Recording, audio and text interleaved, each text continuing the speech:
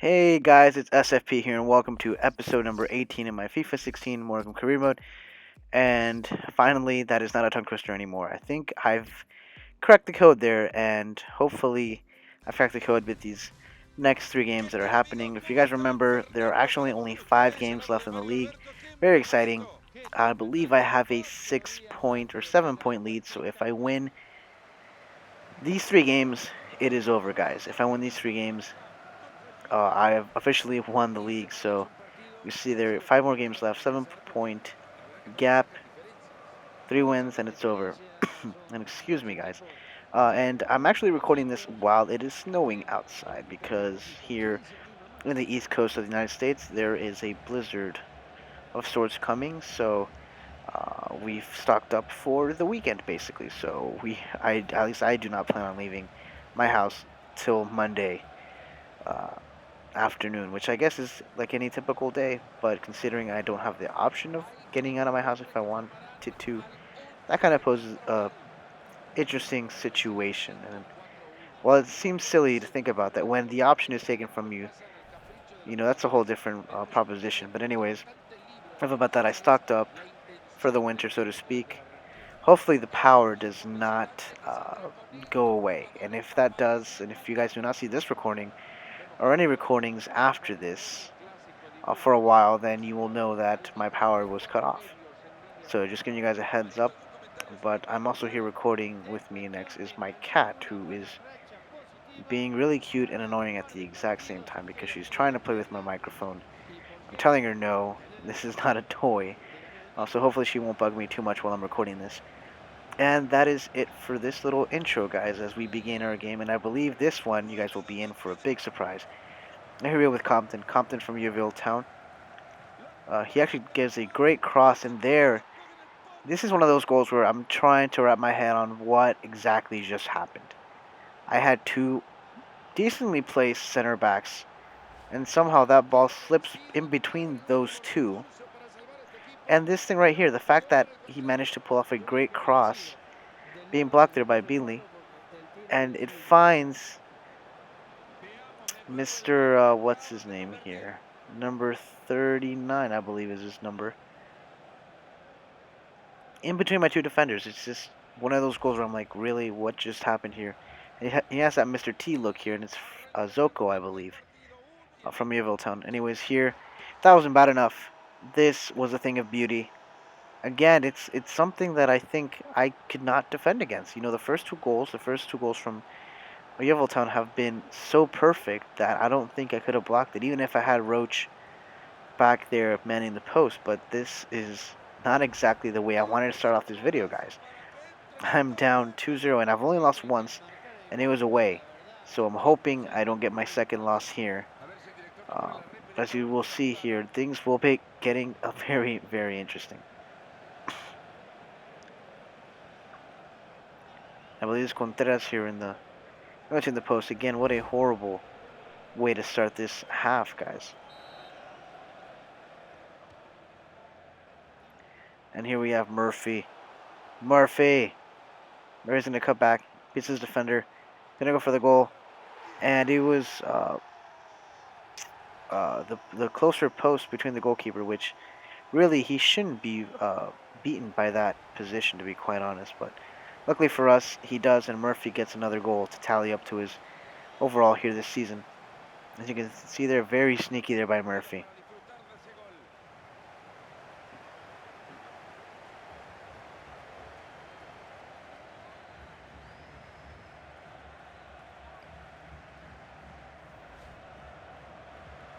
And this is Murphy's third goal of the season, which is something a bit of a surprise. I thought he would actually be higher up.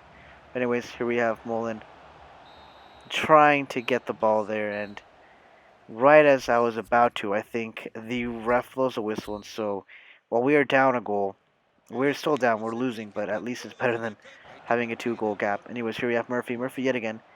Murphy finds enough space, takes a shot, and Murphy gives us the equalizer right here. And just as the second goal from Yeovil Town was beautiful, this one is just as good.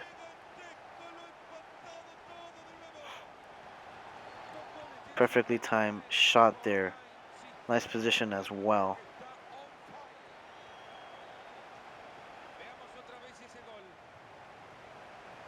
And they're not as great as that Wildig goal though that hit upper 90. That was a thing of beauty. And had I done a contest to see which goal was the best one I scored this season, that one hands down is the prettiest one I've ever scored in this season.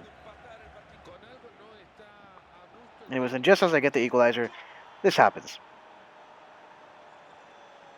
I worked so hard to get back in the game, and I can't even enjoy it because I think this is like 8 minutes after, 4 minutes after I actually got the equalizer. They do this to me, and again, it's the same way I beat them, the same way Murphy beat the other goalkeeper. They beat me with my near post, which just shouldn't happen. It should not happen, guys. It should never ever happen. And yet, Bird probably flips me the bird as well. And he gets the go-ahead goal here. And I have at least 30 minutes to make things right. Will I have enough time? Here we have Mullen. Mullen, very calm, cool and collected, slots it in the back of the net. And that is 3-3, guys. And this, I think, has been the highest goal-scoring game I think we've had in this whole season. I know this is at least the most balanced tie that we've ever had, the most goal-scoringest, if that's even a word, tie that we've had. And I think it's not exactly great for me point-wise. I think it was a very entertaining game. I was highly entertained by this game. I'm hoping you guys were actually entertained as well because typically I'm very solid defensively, so keeping a clean sheet tends to be the norm for me. But the fact that I've let 3 in is something that I hope isn't exactly um, something to get accustomed to. I don't expect myself to get scored on 3 times in a row, and I'm hoping that is the case. But anyways, guys, I hope you enjoyed that thrilling 3-3 tie there. And I'm looking for Portsmouth. I believe Portsmouth actually drew. So that is great, guys. That means we have a bigger... Well, actually, we don't have a bigger lead because it's the exact same lead. Now that I think about it. We see here we have training simulation. Very good for our players. And we go on to our next game, which will be against Plymouth. And actually, we are 5 points away, apparently. So we actually lost something there. Oh, what a shame, guys. Anyways, in this next game we have against Portsmouth Argyle away. So start off with a draw. Hopefully this will turn things around. I can get a W because I want to solidify that #1 spot as soon as possible. As you can see there again, we're 5 points away. Basically, we need to win these next 2. We're actually next 3, isn't it? Now that I think about it, the next 3 we need to win. Because there's only 4 games left. Listen, this is my A team, so I'm pretty sure this team can actually pull it off.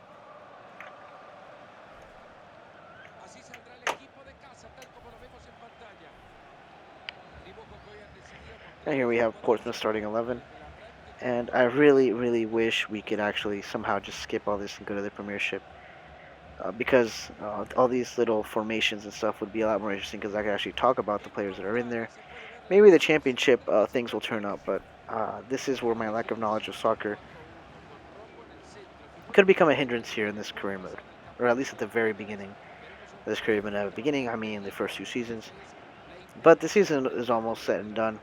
And if you guys saw, I've basically already qualified to get promoted. So right now I'm just focusing on getting the W's so I can at least get promoted with style and get a trophy as well. That would be great to get this team a trophy. Because I don't know if they've had any trophies recently. I'd have to double check their wiki page, but I'm pretty sure they've never... actually, that sounds silly. Of course they've never won the Football League 2, because if they did, they would have been in Football League 1. Anyways, here we have Keller. Keller, yet again, this youngster never ceases to amaze me. He actually gets another goal here, and I believe it's either his 5th or 6th goal. He's practically matching blow for blow with what Miller actually was doing, because I think he got to 7 goals when I sold him. So I think these two players, Mullen and Keller, have stepped up beautifully in the absence of my highest goal scoring threat, which was Miller.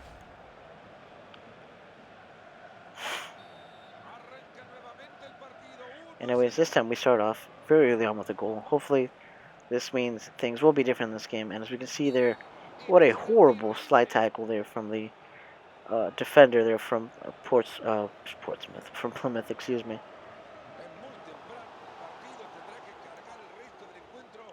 And it is Kelvin Miller, or Mellor, with the yellow card here for the home team.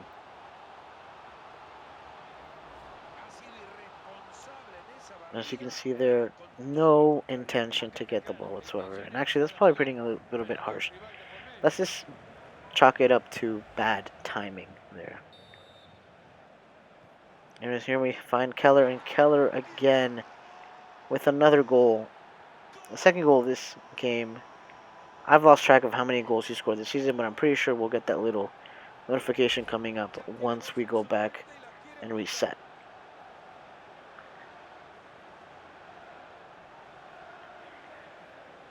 But there were two passes to create that opportunity, and Keller just finishes it beautifully.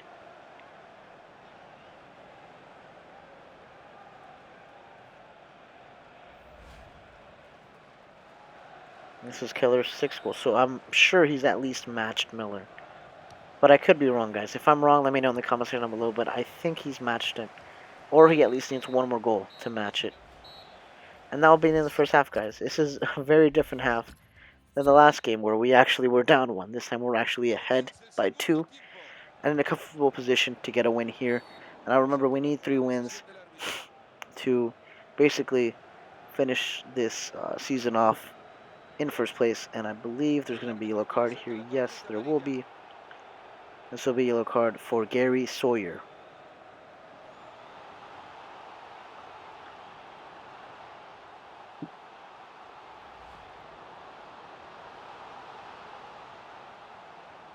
And that could have broken what I'm assuming is Wilson there. Yes, Wilson's leg there. That could have been a leg breaker and maybe a career-ending injury. And as I say that, Plymouth get a goal back. And that, now that I think about it, that would be an interesting feature to see if maybe there's a lot more at stake when it comes to these type of slide tackles. Like, could you imagine if there was a feature in FIFA where there could be a season-ending injury? Well, actually, technically there is a season-ending injury, but a career-ending injury. That would be crazy. And for those players that are already injury-prone, would they contemplate actually retiring at a younger age? I'm just wondering if those features would ever be considered by FIFA to make this game more realistic, because apparently everyone wants this game to be more realistic. I think that feature would be nice. As for the realism itself, I really don't care per se. I do care about certain things, like obviously transfer season. I think that's been something that a lot of people, including YouTubers, have been questioning about, like players going to certain teams all the damn time, and also being the same players. That could get annoying, and I think that's kind of what actually gets people a little bit tired of actually playing FIFA, because that, my friends, would be something that could maybe change the game here a little bit. But anyways, now we're going with our last game here, and it's going to be against Wimbledon, of course, the team of Akinfenwa.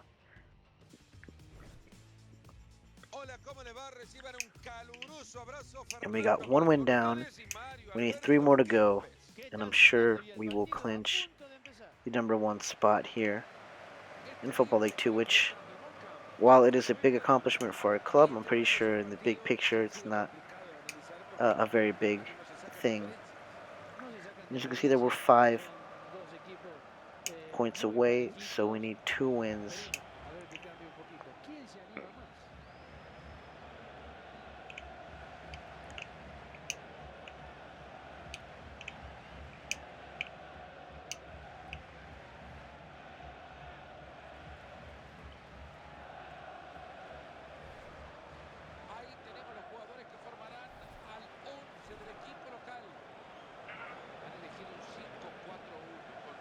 And that is our starting formation.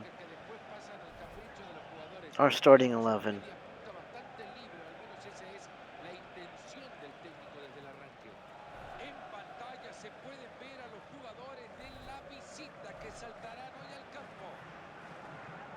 That is their starting 11, and I do not see Akinfenwa, which is a darn shame.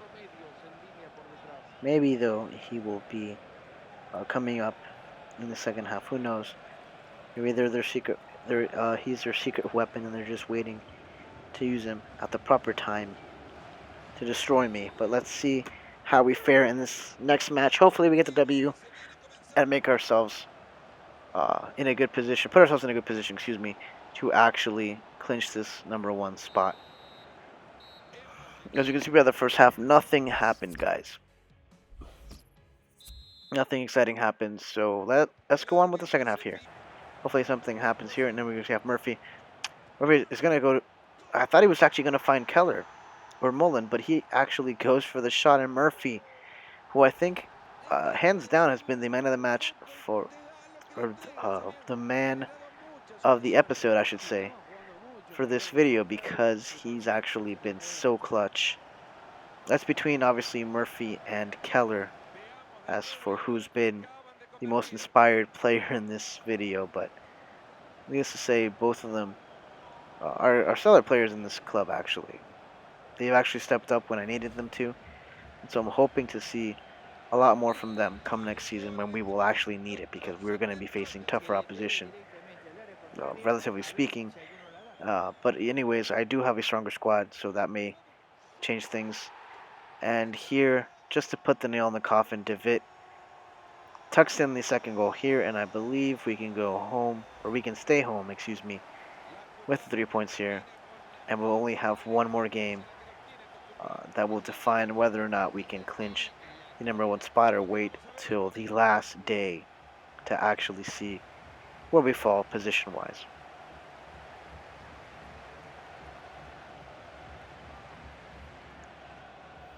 Anyways, and Shea is not too happy about that, and I wouldn't be happy about that too. And DeVitt gets his 6th goal of the season, excuse me. And that is one thing that I've liked about this career mode so far, if you guys don't mind me saying. Now some of you guys may be annoyed by the fact that I don't have a defined striker, a number 9, someone who basically tucks in every single goal. But what I've liked about my absence of having a player of that sort is that the team itself has divided the scoring responsibilities. And I know about this so many times before, but the fact that I can have maybe 5 or 6 players that have scored 5+ goals, I think is very interesting.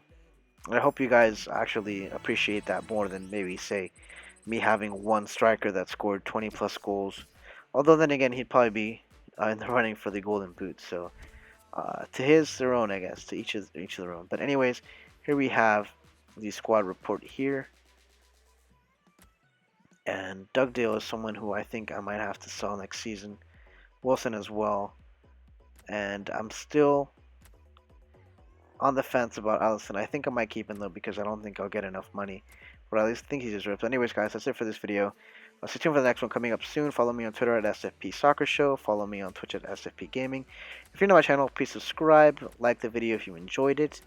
And I will see you guys in a few minutes with the last episode of Season 1. Peace out.